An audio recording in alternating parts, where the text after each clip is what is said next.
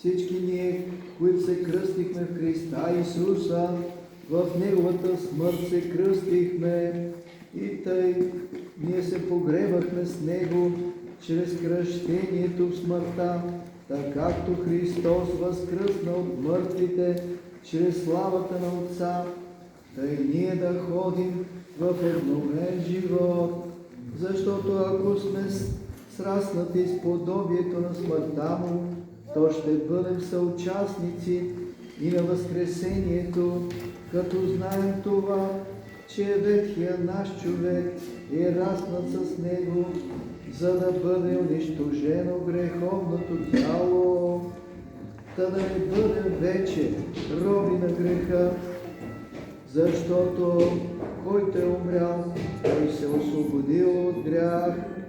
Ако пък сме умрели с Христа, вярваме, че ще живеем с Него, знаейки, че Христос веднъж възкръсна от мъртвите, вече не умира. Смъртта няма вече власт над Него. Колкото до това, че Той умря веднъж за греха, а колкото до това, че живее за Бога. Тъй вие считайте себе си мъртви за греха, обаче живи за Бога, Христа Исуса, нашия Господ. И читающи велики противен Господи Исус,